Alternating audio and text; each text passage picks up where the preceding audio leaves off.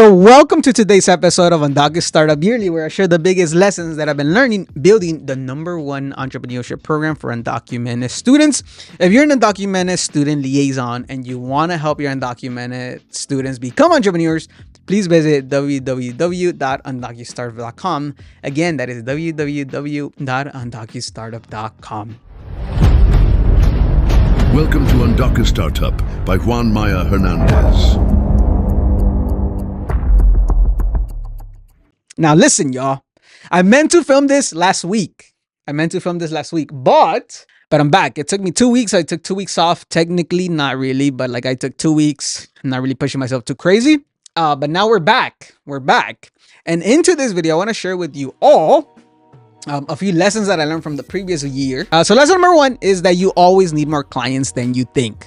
Right? One of the biggest, if not the biggest, mistakes that I've made, the past few years, the past 4 weeks, whatever, was that, so I think about it like this. So imagine, when you get hungry, right? When you're hungry, and then you eat, then you're sort of satisfied, right? That is what happened to me in the previous years. So I would get a client, and then I'll cool off on the marketing, on the sales, I'll do the program, etc. And then I'll cool off, right? Because it's able to pay my bills, and I'll be okay for a good month or so, right? But that's not the way that you got to do it. The way that I've realized is, if I want to continue to grow, if I want to continue to scale, if I want to continue to go to the goals that I have moving forward, I need to continue getting clients regardless of whether I have a program aligned or not. You see, this year I was in survival mode. The past few weeks or so, there was nothing coming in, and I went on survival mode, and I came up with a new strategy. I came up with talking to people. I came up with all these new things that I had never tried. And my main goal moving forward is to not lose that. All right, just because I ate doesn't mean I gotta be satisfied, because you always need more clients than you think. It's always better to have another client lined up than it is to have 0 people in the past. So that's the one thing. I always ask myself, how do I lead to this scenario? Well, you're not having conversations in every single day. So that's my goal, right? So my goal is just to continue getting more clients on a week-by-week basis, and to not stop marketing, not stop selling, not stop sending proposals. That is the core money-making actions that I need to focus on every week. So that's the first lesson. Second lesson is to close deals now for the future. Again, it's a corollary to this previous one. All right. I realized that because when I work with institutions, some of them already went through their budget. Some of them are just renewing their budget around this time. But that doesn't mean that I still shouldn't have these conversations. All it means, at least the way that I interpret it, is okay, when can I check in with you so we can start this conversation to bring this to your campus, etc. And if I can't close a deal for this year, can I close it for next year, or can I close it for 2 years in advance? And it's this ideology, this mindset that led me to my first yearly partnership this past year. So if not now, if you can't land something now, can you land it for next year? Or if you can't land it for next year, can you land it for the upcoming year? Because this entrepreneurship game never ends, y'all. That's what I've learned. This thing never ends, right? It's an ongoing trend. It's an ongoing thing that you're gonna always market. You're gonna sell. You're gonna do your product, your program. For me, it's a program, right? That I sell is essentially my product. And it's never gonna end until the day that I walk away or I sell my company. So I need to close the deals now, whether it is for this year, for the next month, or for next year. Lesson number 3 is to pay for quality and define standards. Okay, I mentioned this in the previous years. I made mistakes hiring contractors, not laying the foundation of standards, leading me in situations where I could have controlled, but I take full accountability, right? I'm never one to victimize myself. I just look at the way some people were, and I'm like, okay, what can I change for the next person? So that's one of the things that I implemented last year. I started having different standards. I started defining the standards and thinking about what can I do better. Well, maybe I can pay somebody more money so that they are higher quality, and that ended up working. They didn't bring me the same problems like the first person, and it really just brings in a lesson. If you want somebody to perform, you got to pay them what they want, but at the same time, you get to decide what are the standards. And for example, one of the standards that I didn't have in the past was just arrive on time, right? Arrive on time, and this person did that. Another standard is help me disassemble everything that we set up, and this person helped me with that, right? And those are things that I did not know when I first had my first contractor last year. But now going into this upcoming year, we're gonna pay for quality, and we're going to define the standards moving forward. All right, next lesson is to look at your goals daily to increase the chances of hitting them. That's one of the things that I don't do often. I write down my goals every Sunday, every Monday, and then I don't even look at them, right?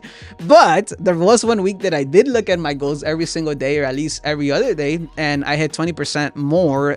I had 20% more of my goals that week than the previous few weeks that I had not done that. So what I realized is whatever you focus on expands, right? So if you're focused on getting new clients, if you're focused on your goals, you're focused on hitting the goals, everything is gonna be aligned within your life in terms of that, right? So for example, when I was focused on eating clean and I was focused on doing all my tasks, I saw a correlation between both of those, so what I realized is, like, if I just continue looking at these goals, I'll have this daily reminder on what I'm hitting at, right? Because if you don't know where you're going, how are you going to get there? Right? It's like me saying, I want to go to LA, but what part of LA, right? Or if me saying, I want to live in Glendale, well, what part of Glendale, right? I want to make money. Well, how much money do you want, right? But it's important that you have goals that are direct, that are SMART goals, and that you look at them every single week, because at least from my experience, it increases the chances of me hitting them. The next lesson is to reach out to past clients. All right, reach out to past clients. If you're looking for ways to make more money like today, just reach out to them. All right, reach out to them. I read something online that said if somebody already bought from you once, they're more likely to buy from you again if they were satisfied with the experience. So one of the things that I tried this year is just let me reach out to past clients. Let me reach out to past people that I've connected with. Let me reach out to these people. And boom, we started these conversations this year. I even took a trip to go visit somebody around 50 to 60 miles away. I took a trip. I went on the freeway and I said, I'm going to be in the area. Let me meet you where you're at and let me talk to you. And hopefully that lands to a proposal. Nothing has landed yet, but it does open up to people because their budgets open up. And people go on vacation. For example, like this past week was President's Day, so but yeah, if you have some clients in the past, reach out to them. Reach out to them. Just send them a quick message. Hey, like, do you need more help? Hey, do you know of somebody else? And those things have worked wonders where people have recommended me or they've heard from me, and because they already have their trust. You already have their trust. So if you can start that referral stuff, that's one thing that I am looking at moving forward. All right, next lesson is to have a wins calendar. Now, what do I mean? So I have something like this. I don't know if you can see it, but in this calendar, I write down things that were wins for that day, right? Now, what are things that are wins for the day? These could be things, there's 3 categories. So it could be financial, it could be health-wise, and it could also be spiritual/emotional, right? So an example of a win for the day could be I landed a contract, but it could also be I took a cold shower. It could also be I ran 3 miles at the gym, right? And just having this win calendar helps me when I am not feeling motivated, or when I'm feeling down, or when things are not going the way that I want them to with the company, with the business, right? So try it out. Write down 3 wins, 3 small wins. They don't have to be crazy. Just write down wins every single day, and you'll be surprised on how that impacts you moving forward. So that is the next lesson.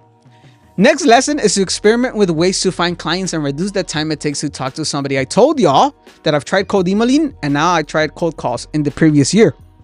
What I found was that cold calls led to a proposal, led to a client much faster. Why?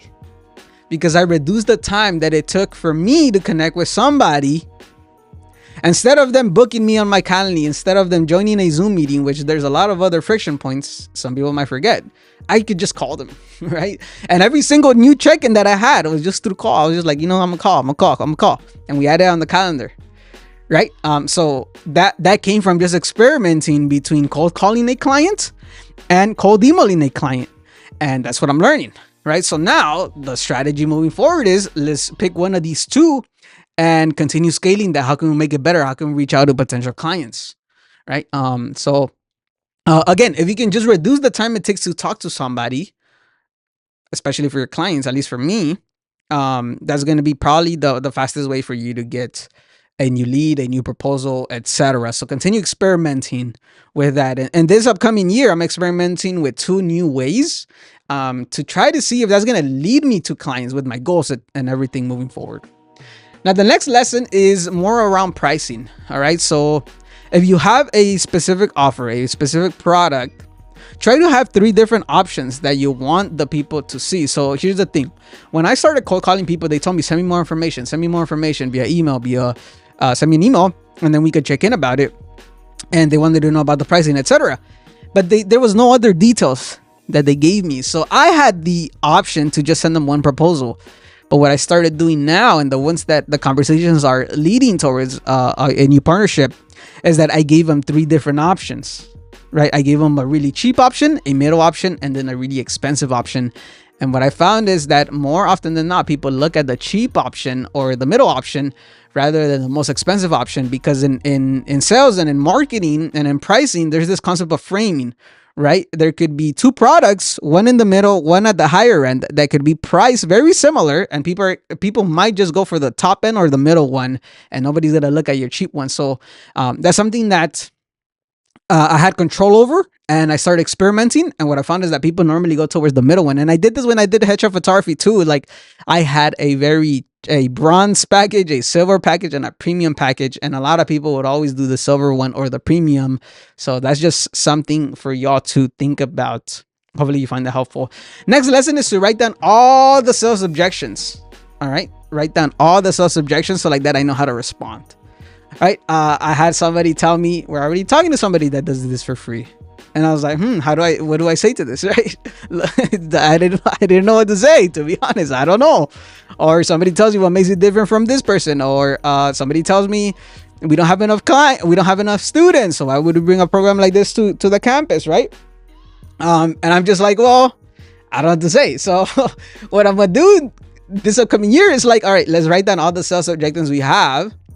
And then let's figure out a way to combat that. And even if that means reading a new sales book, we're going to do what we're going to do so that we don't run into that problem. We know how to respond, because I don't want to be there and then be silent. That's not good. That's not good. So, right, then all the sales objections, figure out ways on how I can go against these sales objections. So for future meetings, I know how to respond easily. Like even right now, I had this conversation with this potential partnership. And they were just telling me, oh, like, I thought you only did information and stuff. Like, why would we pay for that? I was like, no, we focus on helping students literally go from idea to getting their first client, or from idea to filing for their EIN, their DBA, right? And that's the difference between us, right? We're focused on helping them get new jobs. We're focused on helping them getting new opportunities, right? So that's another one. And then the last one, and I don't know why I am losing some. I don't have light. All right, we're back. Right, and now the last one is to lower your standards, then walk away if there's too much friction. All right, I started doing this year. That, like I told y'all, I just want to expand, do more programs, do them better, because this is the only way I'm gonna get better. Right, the biggest thing that I sell is the boot camp, right? My 5-hour program. But there's so many new things that I've implemented that I would have never seen if I did not just focus on this one thing. Now, when I talk about lowering standards, I mean, in terms of I told y'all, right? Like, profit may not be the top of mind right now. The main top of mind right now is just, can I do more reps? Can I do 30, 40 programs in the next coming months? Right? And that's the main goal, because by the moment that I'm able to do all these other, like, if I'm able to do this boot camp over and over and over again, I am going to be able to identify gaps that other people are not going to be able to see. With all the surveys, I'm going to be able to identify what are the biggest key points that my students face, and how can I help them pulse the program? How can I build something much more scalable? How can I build something that is much more valuable, that is actually going to help them not only start their company, but after they start their company, is like, how do you help them with the structure, right? Like the taxes.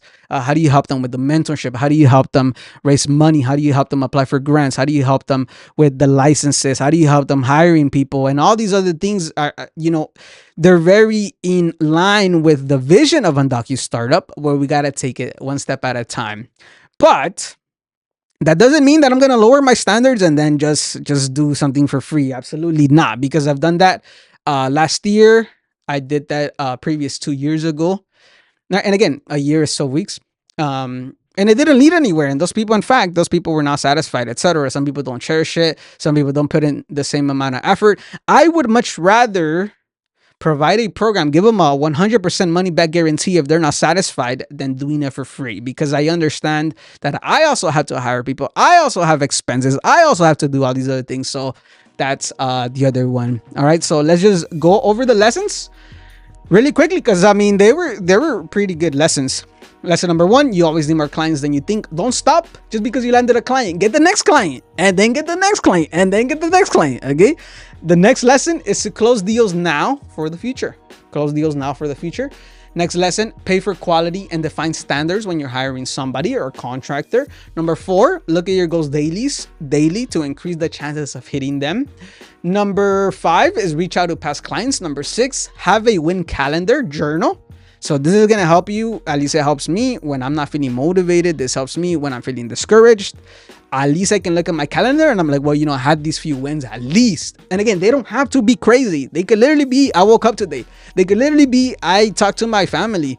And those are wins that are going to help you moving forward, especially if you're doing your business full time. At least that's the way that it's been helping me.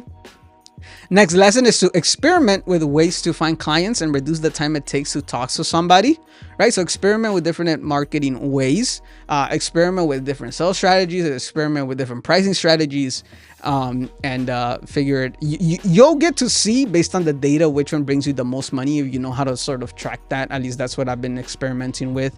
And pricing, always give 3 options: a cheap one, a middle one, and a really expensive one. Write down all the sales objections is also another lesson. So like that, you know how to counter them. And the last one is to lower standards, then walk away if there's too much friction. So like I mentioned, right now, I am lowering my standards in terms of how much profit I can make per program. But if I lower my standards and it's still not going anywhere, I'm going to walk away, right? Because I want to focus on the partners that want to move forward, that really want to do this. And I'll meet them. I'll try to meet them halfway. So it's a win-win for both of us. But I'm also not going to bring it all the way down that it devalues the program, because it wouldn't be fair ethically to everybody else that pays the same price, or everybody else that has a similar partnership, right? And I'm all about ethics. I'm all about morals. I'm all about values, and I'll give them the best thing possible. But in order to make it happen, I also have to feel like I win, and for me right now, I'm just in the process of doing more and more programs. I'm marketing more. I'm letting people know about it. I'm calling people, because now, and then again, like I mentioned, it wasn't at this level. This is barely like my official, gonna be my official 3rd year, and we are growing. But if I want to see changes, I need to make these changes now, right? Like with marketing, with selling, that's the only way we're gonna grow. All right. Now with that, today's episode, I did want to answer some of the questions that I was asking in the previous year. So let's look into it. So I asked in the previous year, does consistency lead to more revenue? Yes, it does. The answer is that yes, it does, because I made more revenue than the previous year when I was not as consistent. The second question that I had was, does a part-time job fix or help the long-term goals? My part-time job that I currently have, you guys saw it in the previous video.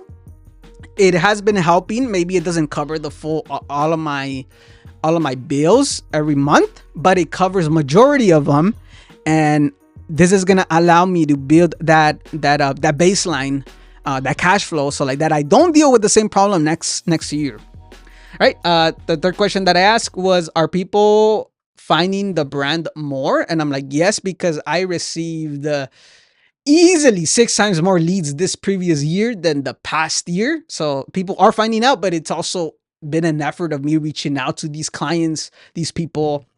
The fourth question that I asked was, does a client lead to, I asked, does an event lead to more conversations? And yes, it did. I mean, last year I did the UndocuStartup Bootcamp tour, and that tour did lead to one conversation that I am finalizing the details, hopefully in this upcoming year, and I'm really excited about. But yes, an event did lead to a client conversation, but not only conversation, but also a conversion. The best way to document the brand, the process, I haven't really focused too much on that, but we're still not sure on that one. And the other one was creating our own templates help future revenue streams, like our creating a own IP. Again, I didn't get to focus too much on that last year, but we're going to continue seeing that moving forward. Now, there are four main questions that I am asking in this upcoming year. The first one is, do I land more clients via this new marketing strategy? All right. In comparison to, so like I mentioned, right, I'm experimenting with two marketing strategies. So am I going to land more clients on one or the other? And I'm doing about the same amount of output for each. So we're going to find that out. The second question is it really a budget concern or a value concern when people talk to me, right? Is it really that they don't have the money as I'm expanding, as I'm calling people, or is it mostly about value, right?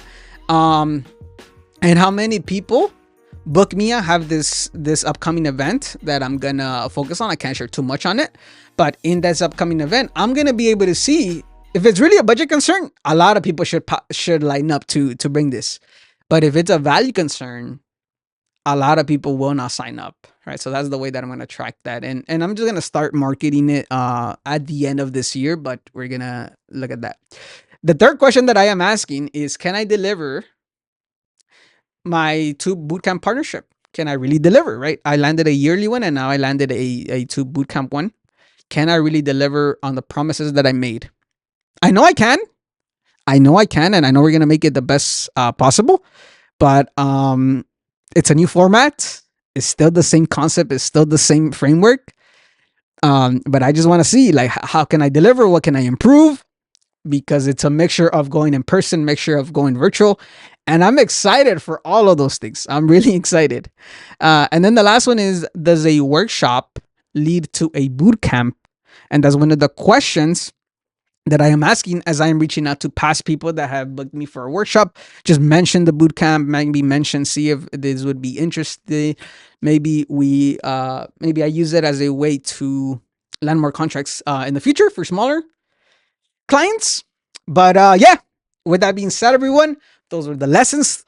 Those were the questions that I was asking last year, and these are the questions that I'm asking for this upcoming year. But with that being said, everyone, I really appreciate your time. Thank you so much for listening to me. All right, and I'm gonna be posting a little bit more often. I'm gonna try to stick to my schedule. All right, the best that I can. I'm gonna shift the content a tiny bit, but we're going to do more output. All right. So with that being said, everyone, thank you all so much. Make sure to give it a rating, follow the podcast on Spotify and Apple Podcast, and subscribe on YouTube. And remember, be motivated and stay motivated, baby. Remember that entrepreneurship has no limits. So let's go to the moon. Let's go to the moon. Al cielo. All right. Take care.